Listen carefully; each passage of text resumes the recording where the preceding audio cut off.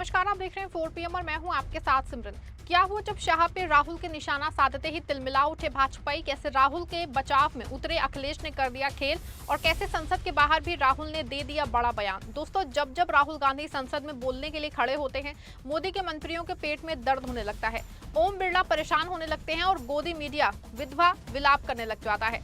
आज भी कुछ ऐसा ही हुआ जब राहुल गांधी छात्रों की बात करने के लिए संसद में खड़े हुए। पहले तो राहुल के भाषण के दौरान जब इडियट का जिक्र किया तो सत्ता पक्ष के सांसद शोर मचाने लगे, हंगामा करने लगे जैसे उन्हीं की बात हो रही हो। लेकिन राहुल के भाषण की हाईलाइट तब सामने आई जैसे ही राहुल ने छात्रों पे हमले का आरोप लगा के अमित शाह पे लगाया आरोप।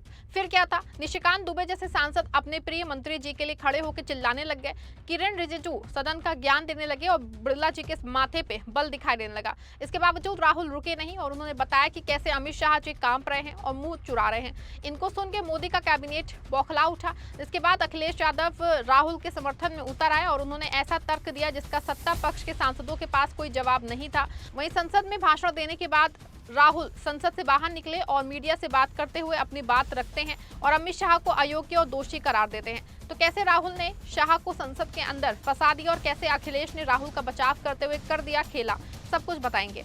दोस्तों, जब से 20 जुलाई की घटना सामने आई थी, राहुल गांधी ने उसके अगले दिन से ही गृह मंत्री अमित शाह पे छात्रों पे पुलिस द्वारा की गई बर्बरता पे सवाल खड़ा करना शुरू कर दिया था। कांग्रेस लगातार अमित शाह से जवाब मांग रही थी, लेकिन अमित शाह चुप्पी साधे रहे। दिल्ली पुलिस के झूठ के एक के बाद एक एक्सपोज होते गए, लेकिन शाह की जुबान से एक शब्द नहीं निकला। प्रधानमंत्री बनने का ख्वाब देख रहे अमित शाह भी मोदी की राह पे निकल गए और जब जब संसद में विपक्ष बहस करने के लिए पहुंचा है तो सवाल उठने के डर से गृह मंत्री अमित शाह और प्रधानमंत्री मोदी 2 दिन से संसद के आसपास भी दिखाई नहीं दिए हैं। लेकिन जिस बात का उन्हें डर था, आज वही हुआ। आज सदन में जब नेता प्रतिपक्ष राहुल गांधी बोलने के लिए खड़े हुए तो पहले उन्होंने इडियट का उदाहरण देकर मोदी सरकार और उनके अंध भक्तों को मिर्ची लगा दी। इसके बाद राहुल ने गृह मंत्री अमित शाह को लेकर के ऐसा कॉमेंट किया जिसपे हंगामा ही मच गया। उन्होंने दिल्ली में छात्रों के प्रदर्शन पे पुलिसिया कार्रवाई का मुद्दा उठाते हुए लोकसभा में गृह मंत्री अमित शाह और उन पे गंभीर आरोप भी लगाए। इसका सत्ता पक्ष ने तीखा विरोध किया और उनसे माफी की मांग कर दी है। राहुल गांधी ने सदन में कहा कि गृह मंत्री आज क्या हो रहा है,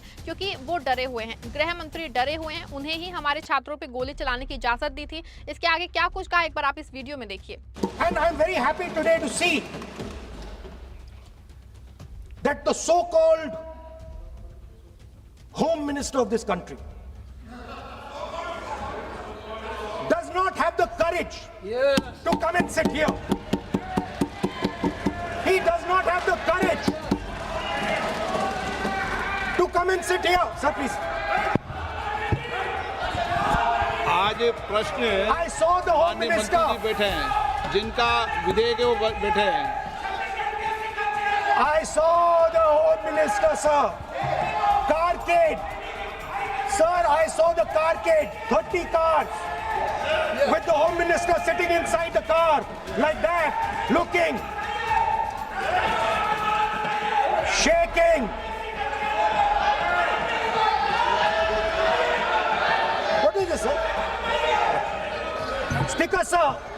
Why is the Home Minister not here today? The Home Minister is not here today because he's not here today because he is scared.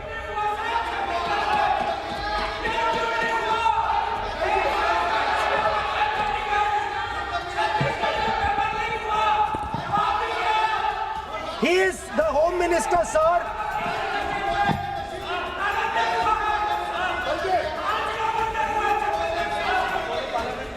Sir बैठ जाओ। देखिए, आज होम मंत्रालय पे चर्चा नहीं हो रही।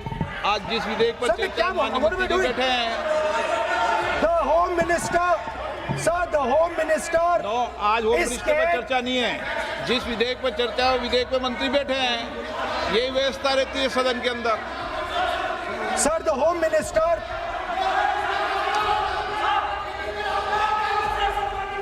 Sir, the Home Minister authorized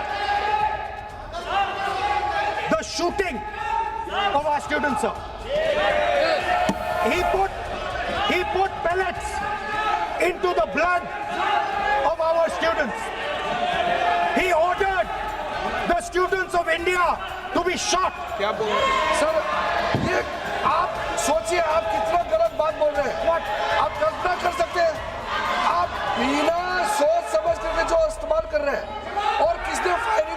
दिया। What is going on? कैसे बोल सकते हैं आप? कितना गलत बात करते हैं, ऐसा मत बोलिए। राहुल गांधी जी, आप नेता प्रतिपक्ष हैं, गंभीरता से बात बोलना चाहिए।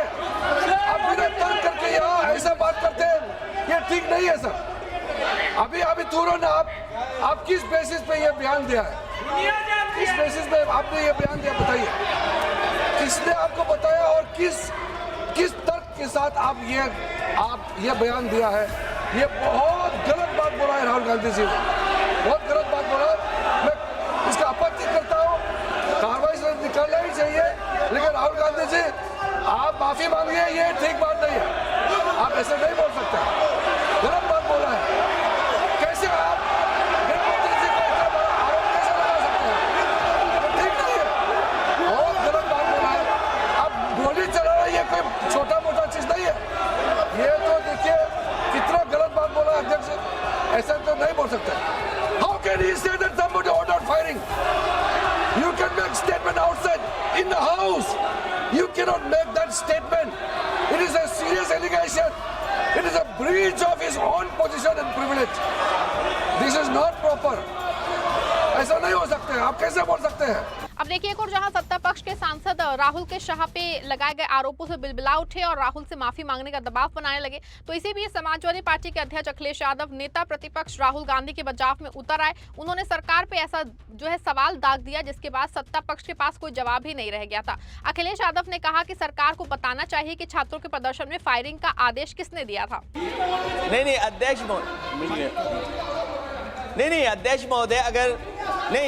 महोदय, अगर नेता प्रतिपक्ष ने कोई गंभीर आरोप लगाया सरकार पे, तो ये सरकार की जिम्मेदारी बनती है कि किसके ऑर्डर पे पुलिस ने बच्चों पर, छात्रों पर, युवाओं पर इस तरह का व्यवहार किया है। ये सही है। नहीं अध्यक्ष महोदय, ये अगर गृह मंत्री जी का नहीं है। अखिलेश जी, आप जो बता रहे हो अलग बात है।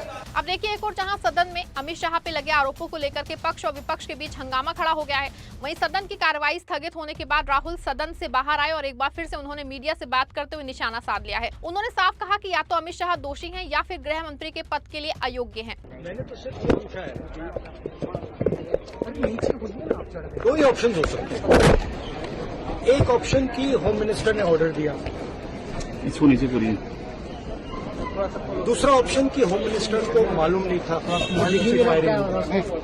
इन first case he is culpable, in second case he is incompetent. अरे भाई, किसका मुंह है? It can only be one of two. तीसरा तो हो नहीं सकता।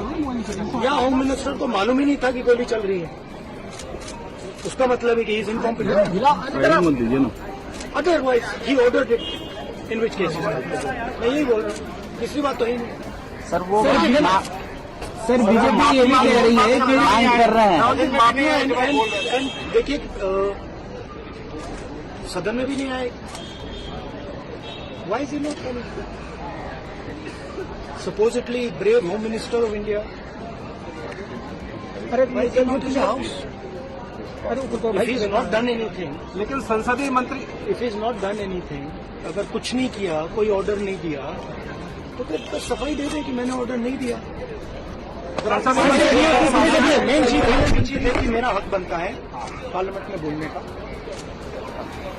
और ये मुझे हक दिया जाए। दोस्तों, अब सवाल सिर्फ राहुल गांधी के आरोपों पे नहीं है, बल्कि उस जवाबदेही का है जिससे सरकार लगातार बचती दिखाई दे रही है। अगर छात्रों पे हुई कार्रवाई पूरी तरह से कानून के दायरे में थी, तो फिर सरकार ये बताने से क्यों कतरा रही है कि आदेश किसने दिया था, और अगर आदेश गलत था तो उसकी जिम्मेदार कौन, उसकी जिम्मेदारी लेने वाला है। संसद में राहुल गांधी ने सीधे अमित शाह को कटघरे में खड़ा कर दिया, तो अखिलेश यादव ने भी सरकार से वही सवाल पूछ दिया जिसका जवाब सत्ता पक्ष नहीं दे पाया। इस पे आपकी क्या राय है, कमेंट में जरूर बताएगा। वीडियो को लाइक और शेयर करिएगा।